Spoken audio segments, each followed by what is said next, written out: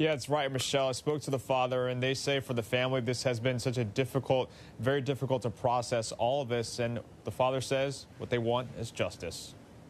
We're just distraught. We're hurt. My daughter was killed by someone. John Goldade's home in this Midland neighborhood is just a few houses down from the intersection where his daughter, Immaculee, was killed. But as you can see, it just happened right down from our house, And she's only 12. She's a 12-year-old girl, It's my daughter. She's my baby. The Pierce County Sheriff's Office says on Saturday morning, she and her friend Kathleen were walking together here on 104th Street East when they were hit by a pickup truck. Kathleen was injured badly and taken to the hospital. The driver kept going. Later on, the truck was found, but not the driver. Now Goldade has this message to whoever is responsible. Please, just turn yourself in. If you do something right, just for the first time in your life, let it be this. This is the only good that you can do from this horrible thing that happened. And this is his chance for redemption. And he's got to turn himself in to get this and man up and do it. More than a day later, this memorial for Immaculee is growing, along with support from the neighbors and friends. So many people showed up at Mass last night, and just this private thing became, I don't know how many people there. There was a lot of people there. Goldade says faith plays a big part in his family, and they'll rely on it to help them move forward. I don't know. It's just the grace of God. I don't know. I don't know how I do this right now.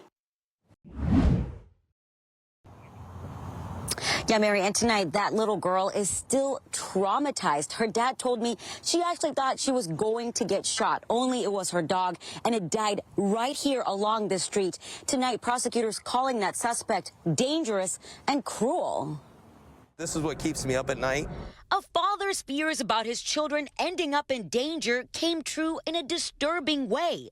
Police say neighbor Curtis Madden shot their beloved boxer Tyson right in front of Michael's little girl Serenity, who goes by Tiny. It's outrageous to me. Never do you think ever that your dog's going to get shot while your daughter's walking him and she's home. She was like on her way home. Police say Madden and the 11-year-old were both walking their dogs on South 243rd Street. Tiny says she tripped and dropped her leash. Then Tyson ran toward Madden and his dog. Witnesses say Madden shot the boxer once, and as the dog was limping and whining back to Tiny, I heard 3 shots. He shot it again. It's not self-defense at that point. According to court documents, Madden even admitted he did it when neighbors confronted him. I don't see any which world you ever justify this situation and thinking that it's okay. Michael says Tiny was terrified for her own life. She said he pointed that gun at her. She thought he was going to shoot her. Investigators say Madden claimed the boxer attacked his lab, but neighbors dispute that, and police found no injuries on Madden's dog. Prosecutors charged the 64-year-old with the most serious animal cruelty charge under state law. Oh, good. I stand behind it. It's an awful thing to do, period, much less in front of a child. While Tiny is still recovering from the traumatic encounter, the worst part is losing her best friend of 7 years. Tiny could say anything she wanted to Tyson, get it off her chest, and she no longer has that. And that, for me, is the hardest. Tonight, we're also tracking 2 big developments in the fight against the COVID-19 Omicron surge. The CDC is encouraging more Americans to wear higher-end masks, and we learn how soon you'll be able to order free at-home test kits online. First, we've been expecting this, and now the CDC is updating its mask guidance once again 2 years into the pandemic as COVID cases hit record highs across the U.S. The guidance clarifies which masks and respirators provide better protection than others. The CDC says loosely woven cloth masks offer the least protection. Well-fitting surgical masks and KN95s provide more protection, and respirators like N95s have the highest level of protection. One of the key messages remains that any mask is better than no mask, but the CDC recommends choosing the most protective mask that fits well, one that you can tolerate wearing consistently. Comfort is one issue with some of the higher quality masks, but we also found the KN95 and N95 masks can be more expensive and they can be harder to find. KOMO's Mo Hyder went around Seattle to see if he could find one. He's live tonight in Seattle. Mo, were you able to find any? Well, hey there, Preston. Of course, so many people tend to wear cloth masks like this one that I'm holding, and the CDC is recommending people upgrade and wear an N95 just like this one that I'm holding in my right hand. But I looked around several places here in Seattle and could not find any, and many people do say after today's announcement by the CDC, they wish that wasn't the case.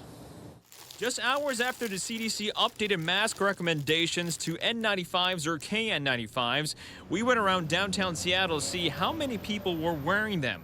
We only found 2. The majority who wore masks were either wearing cloth or surgical ones. One person we spoke with is on board with the CDC, but is having trouble following the new recommendations. I, for one, have never owned, seen, bought, or have had any of those type of masks. We even went into different stores and couldn't find any. We did find plenty online, though, but then came more problems. The lowest price one we found was $10, but it would take more than 2 weeks for it to be shipped.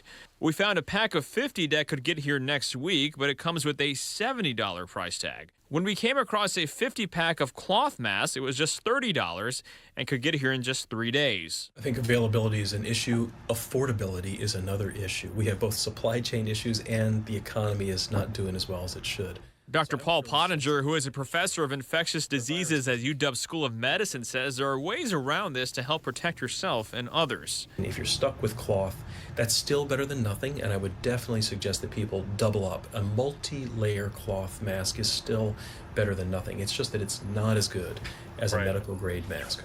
This week, President Joe Biden did say his administration plans on making more free, high-quality masks available for all Americans as we approach the 2-year mark of the pandemic.